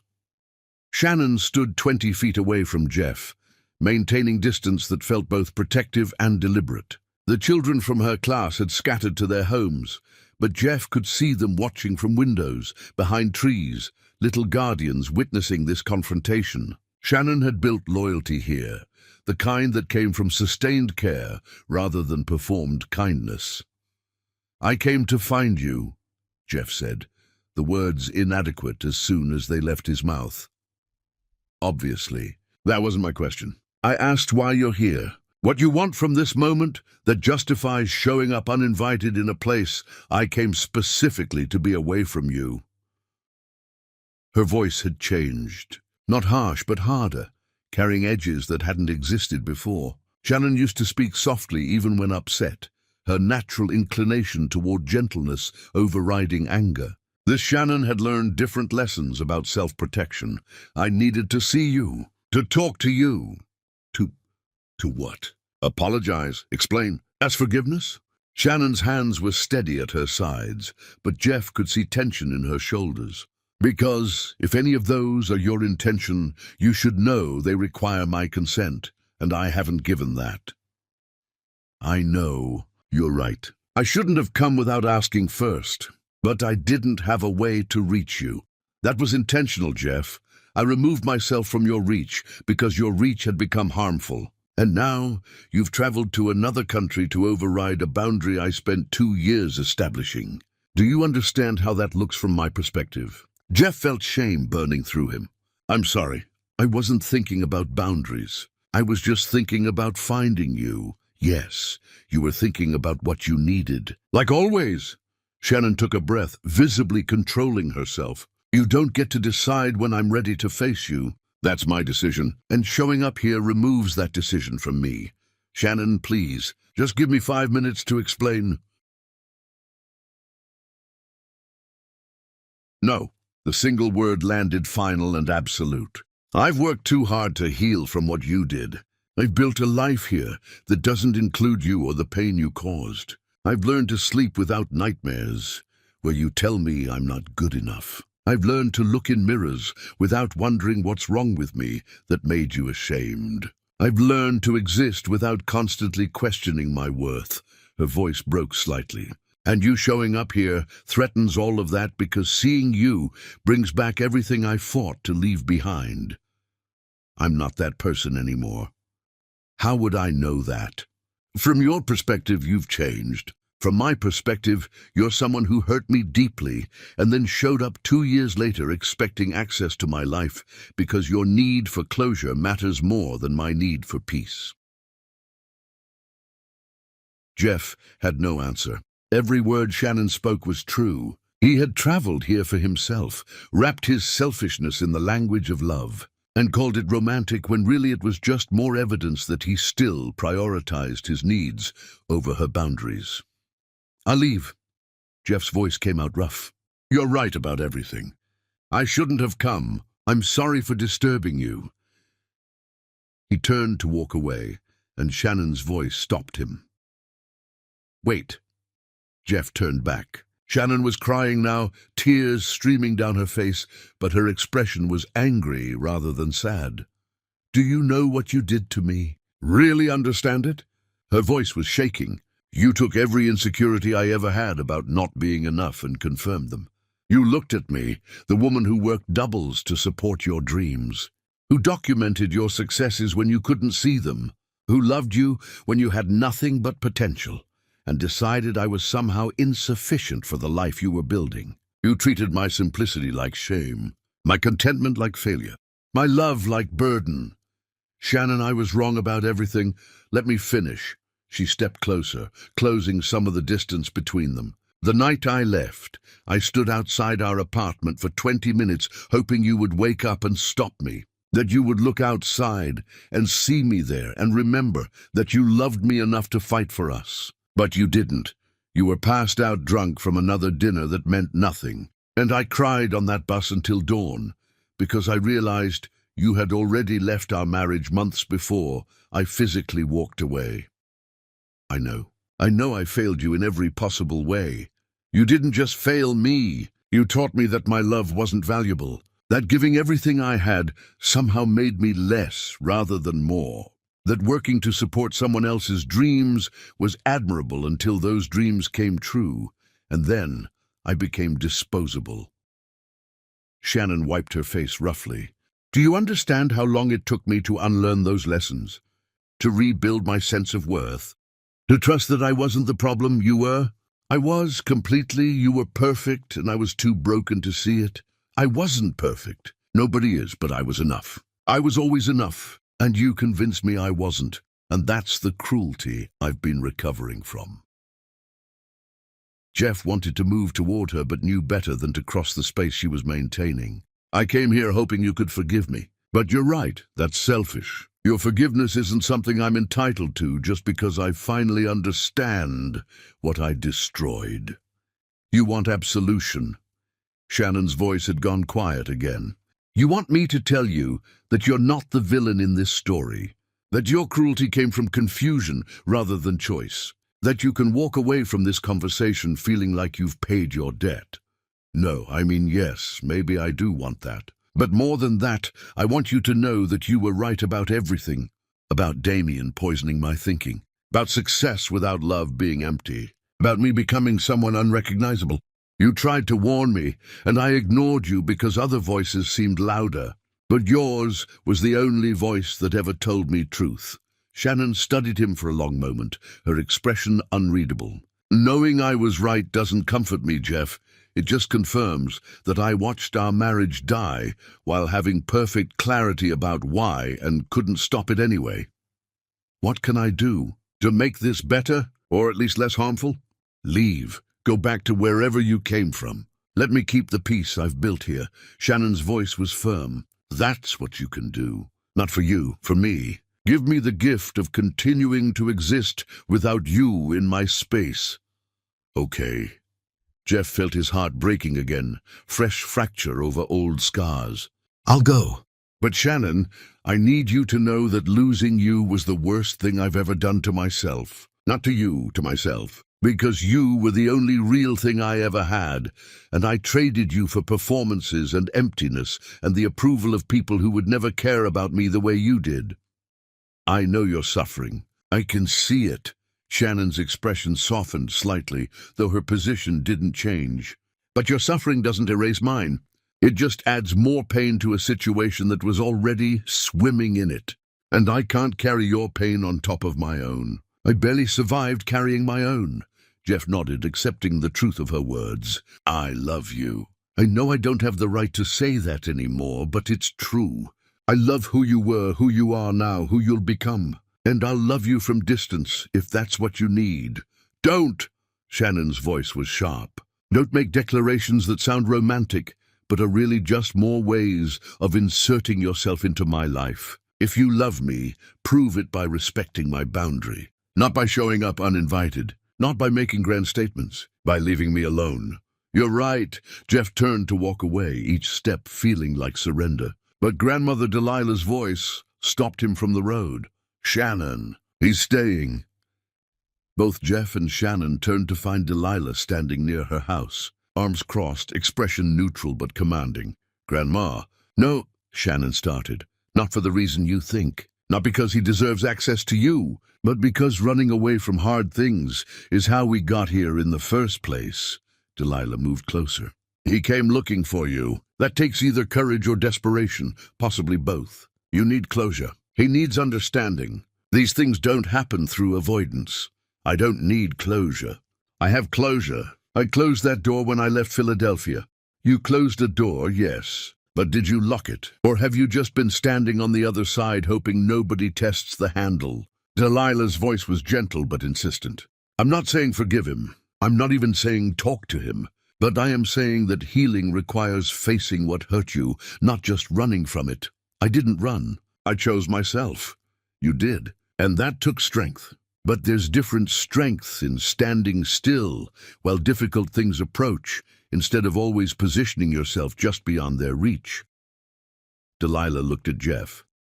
"He stays. Not in my house. There's a cottage behind the property. He'll stay there. And you," she pointed at Shannon, "will decide when and if you speak to him again. On your terms, your timeline. But you'll make that decision with him visible rather than hiding on another continent." Shannon looked at her grandmother with something between betrayal and understanding. "You're forcing me to face him. I'm removing the option of avoidance, yes. Because avoidance is what he did to your marriage. He avoided hard conversations, avoided reality, avoided everything that challenged him. And you, in response, avoided him entirely. Sometimes the thing we need most is the thing we're running hardest from." Delilah walked away, leaving Shannon and Jeff standing in the road, the distance between them both impossible and insufficient. "I hate that she's making you do this," Jeff said quietly. "She's not making me do anything. She's creating circumstances where I have to actively choose my boundaries instead of hiding behind them." Shannon's expression was complex. "That's different. Is there anything I can do? Any way I can make this less painful for you? Stop asking what you can do for me. That's not your role anymore. Your role is to exist in that cottage and leave me alone unless I decide otherwise." Shannon's voice was steady. "If you actually love me the way you claim, you'll respect that without questioning or pushing." "I will. I promise." Shannon nodded once, then walked away toward her grandmother's house, her posture straight and strong despite everything. Jeff watched her go, understanding that he had been given something, not forgiveness, but proximity to possibility. And proximity was more than he deserved. He found the cottage exactly where Delilah had indicated, small, simple, furnished with basics. It reminded him of his first apartment with Shannon, back when they had nothing but each other, and somehow that had been everything. Jeff unpacked his minimal belongings and sat on the cottage porch as sunset painted the sky impossible colors.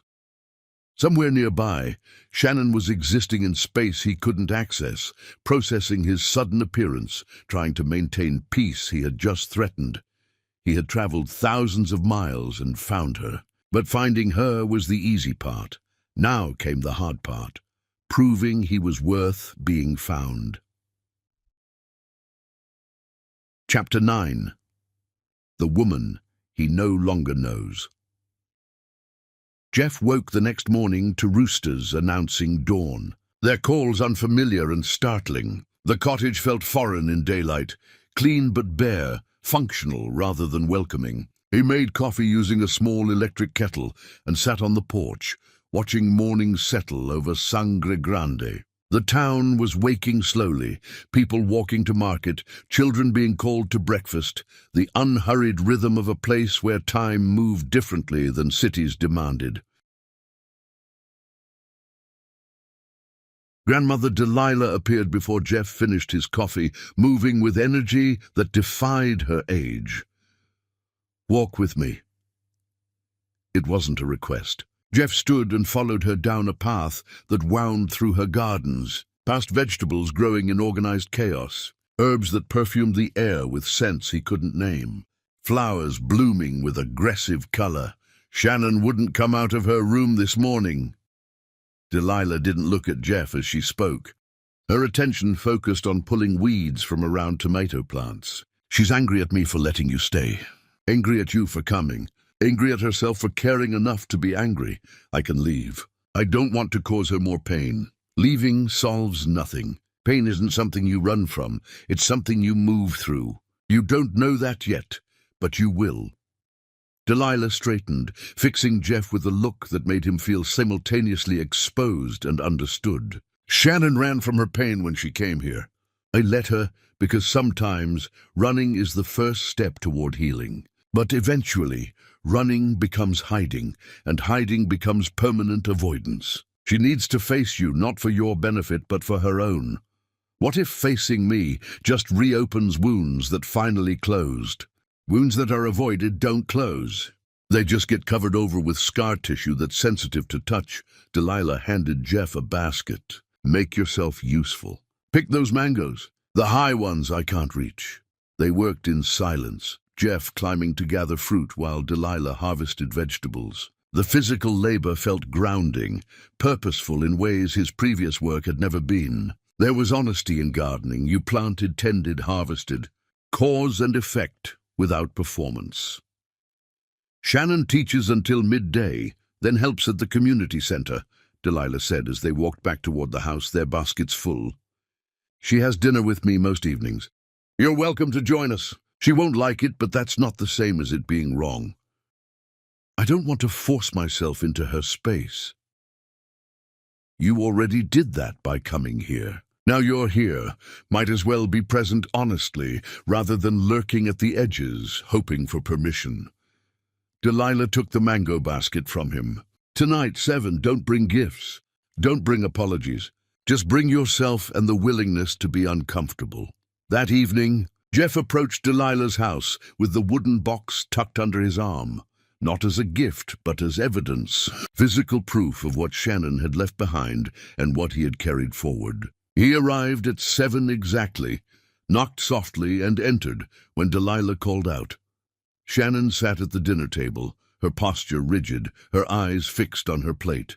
She didn't look up when Jeff entered, didn't acknowledge his presence, except for the slight tightening of her jaw that suggested she was actively restraining herself. "Sit," Delilah commanded, pointing at the chair across from Shannon. "Eat. Nobody talks until after we've blessed the food and fed ourselves properly." The blessing was long and deliberate, asking for patience, wisdom, and the strength to face difficult truths with grace.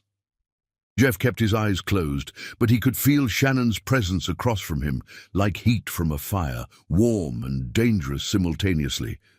They ate in silence that felt heavy, but not hostile. The food was simple and perfect.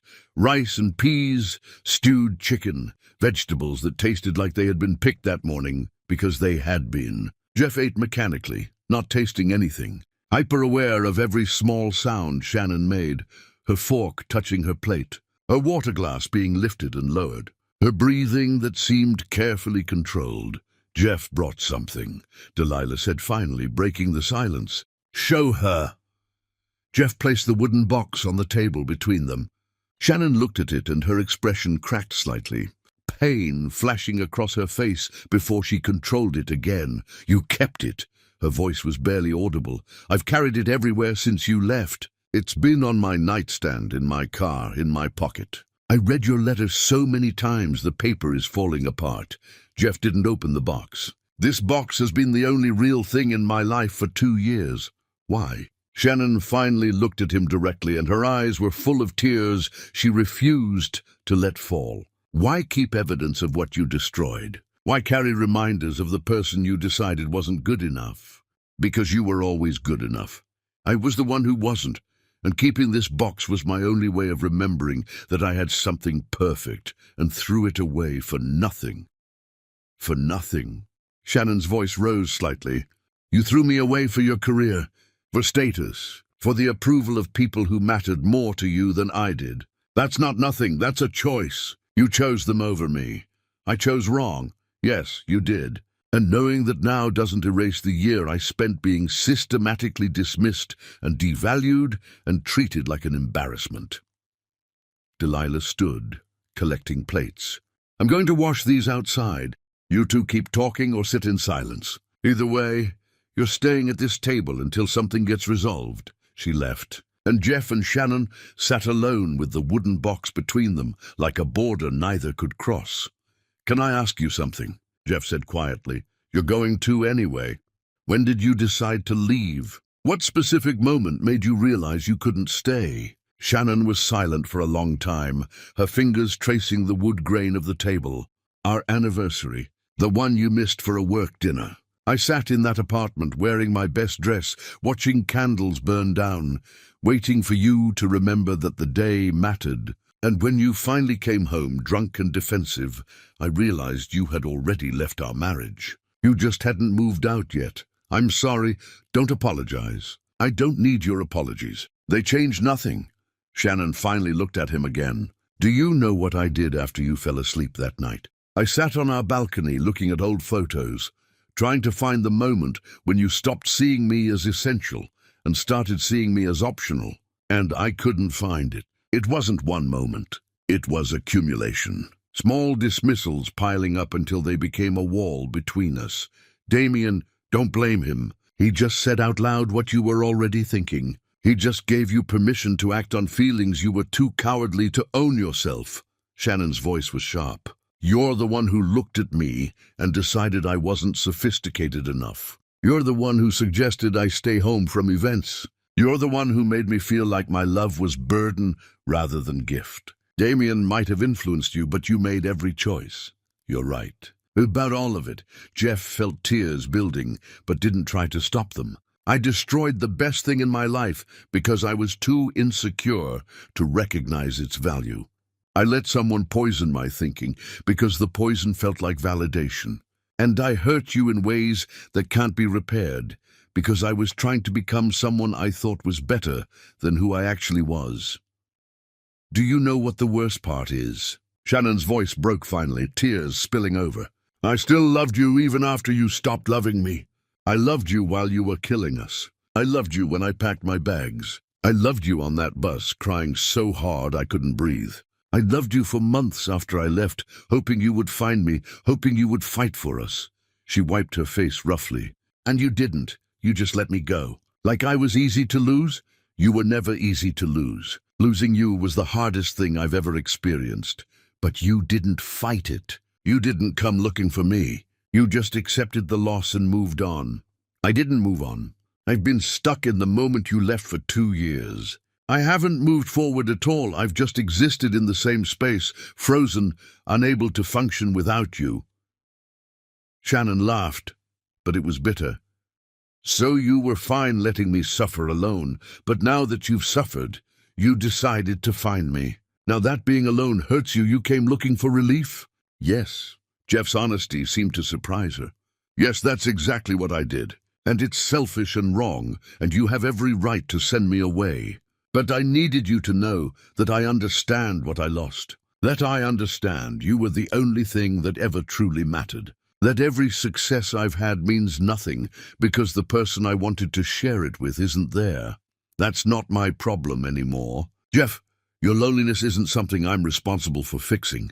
I spent years trying to fix things for you, and all it got me was broken. They sat in silence as darkness deepened outside, the wooden box still between them, neither of them willing to open it or move it aside. "What do you want from me?" Shannon asked finally, exhaustion replacing anger in her voice. "Seriously, what outcome are you hoping for from this conversation? I want you to know you were right. About everything. I want you to hear me admit that I failed you completely.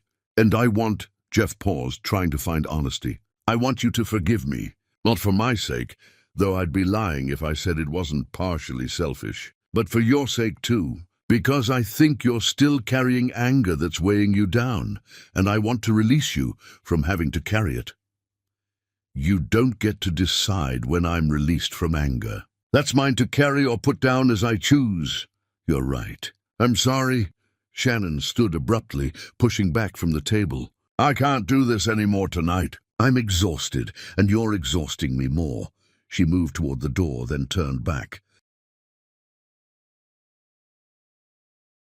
"Tomorrow my grandmother is going to tell you that you need to work in the community. Help repair things, teach people, integrate yourself here. And she's going to make it sound like a test, like you proving something. But really, she's just trying to keep you busy so I can figure out how I feel about you being here without constant confrontation." "Okay. Don't misunderstand. This isn't me giving you hope. This is me trying to survive your presence without falling apart. There's a difference."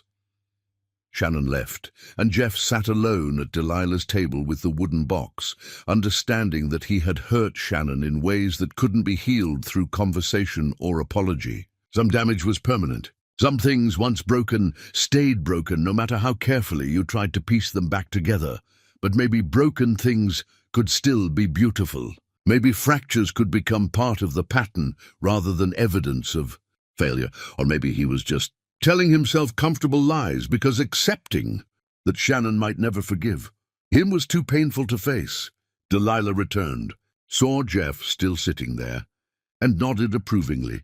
"Tomorrow morning, early, you start working. I'll show you what needs doing. And Jeff?" She fixed him with that look that saw through performance to truth. "Shannon's grandmother stood in the door watching you two talk. That girl hasn't cried like that in a year. You reopen something? Whether it heals or festers depends on what you do next." "What should I do?" Prove you've changed. Not through words, through consistent action over time. That's the only thing that matters now. Not grand gestures, not dramatic apologies. Just showing up every day and being different than who you were." Jeff nodded, understanding that his real test wasn't finding Shannon. It was proving to her day after day that the man who hurt her no longer existed. And that test had only just begun. Chapter 10. The 3 Tests of Love.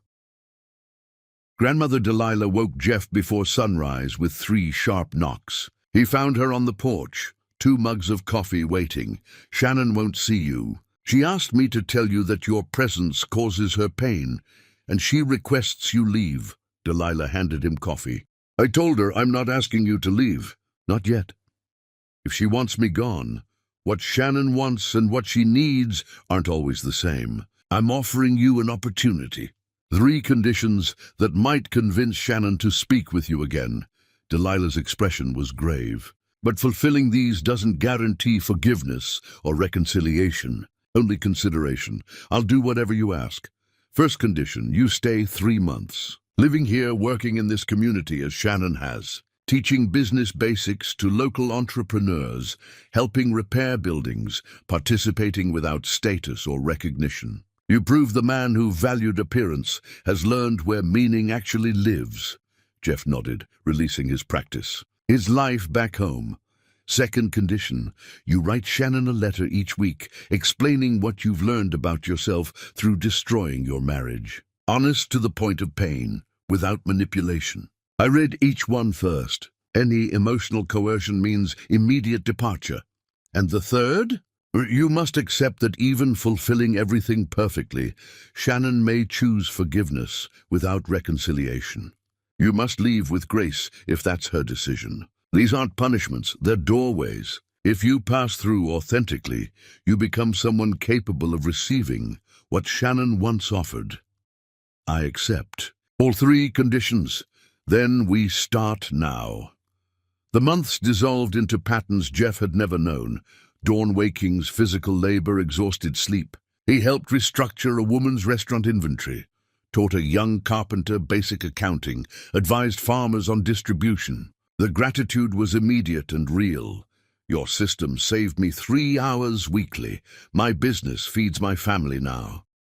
He repaired roofs, fixed foundations, cleared debris. His body ached constantly those first weeks, learning manual labor again. Men who'd worked their whole lives taught him with patient correction, showing proper technique without judgment.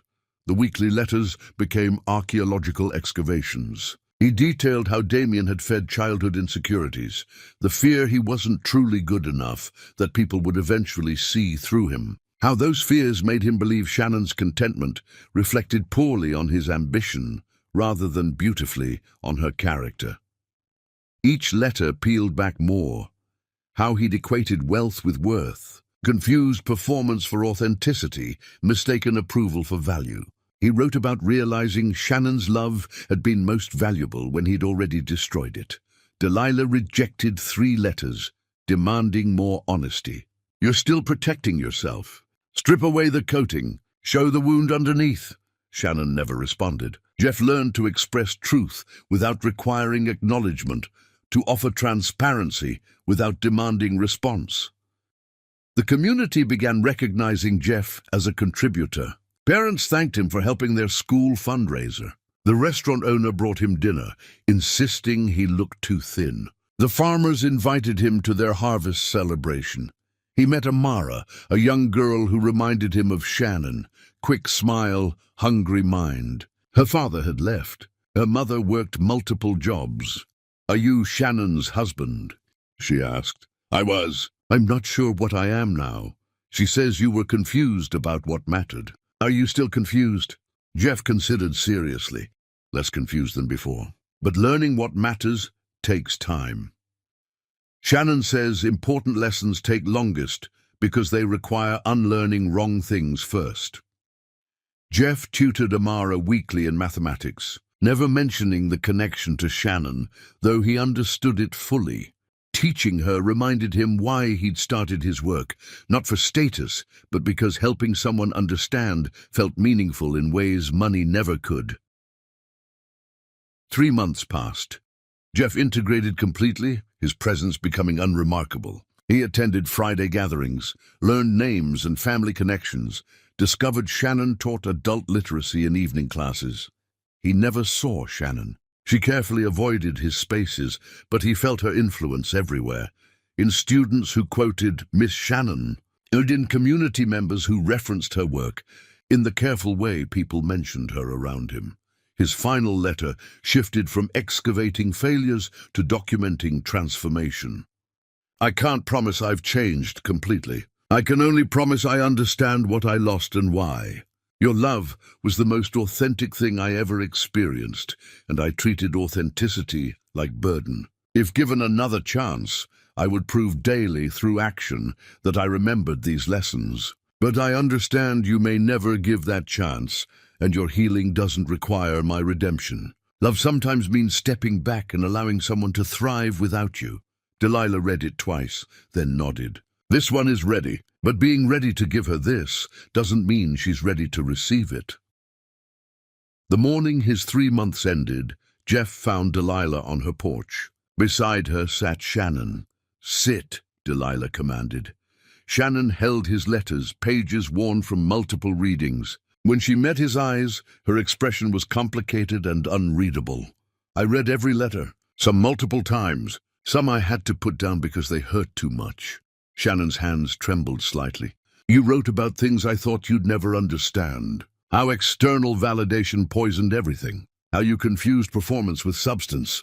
How you treated my love like burden when it was the most valuable thing you had. Jeff remained silent.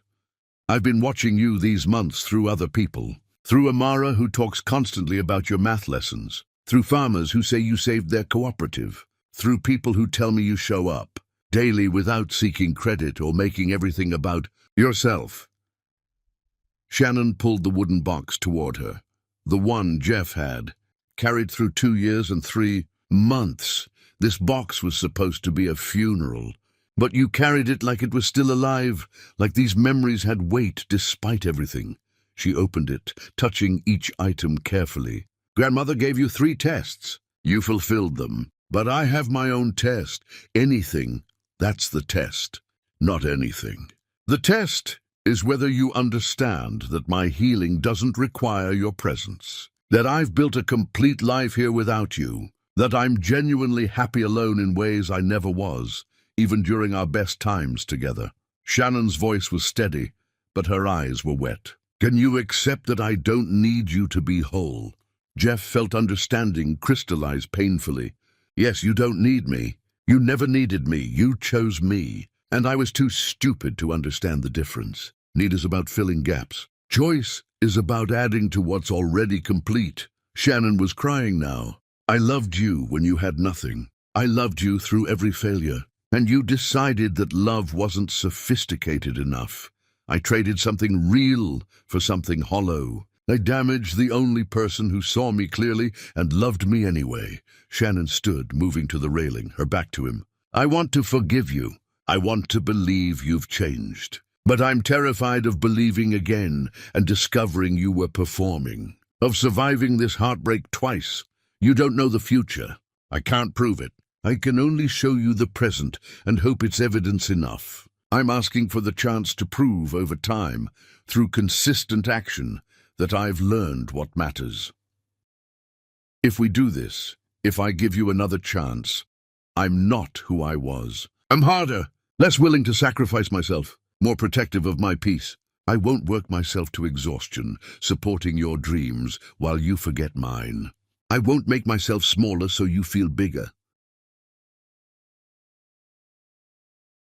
I don't want you to be who you were before. Who you've become is stronger, and I don't want you to diminish that for anyone. Jeff's voice was steady. I'm asking if we can build something entirely new, where we choose each other daily instead of taking each other for granted.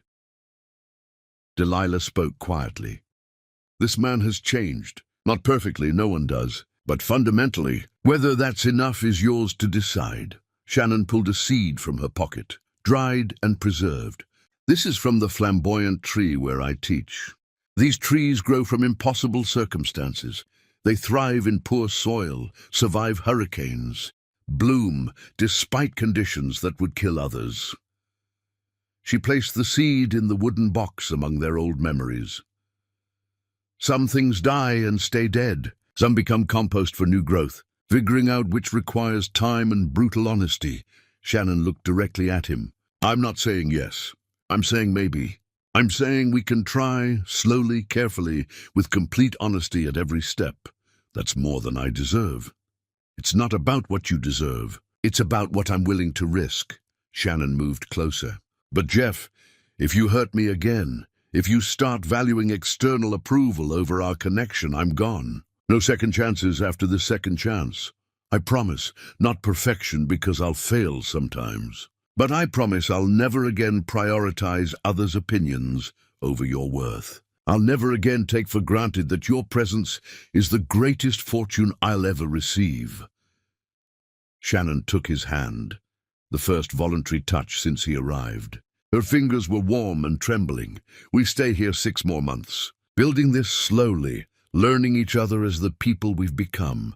We practice honesty even when uncomfortable. And at the end, we decide together whether this is real or just nostalgia. 6 months, yes. She handed him the wooden box. This seed needs difficult soil to grow properly. Too much comfort produces weak roots. They stood together on Delilah's porch, holding a box that contained both history and potential future. The distance between them was smaller, but still present, still necessary.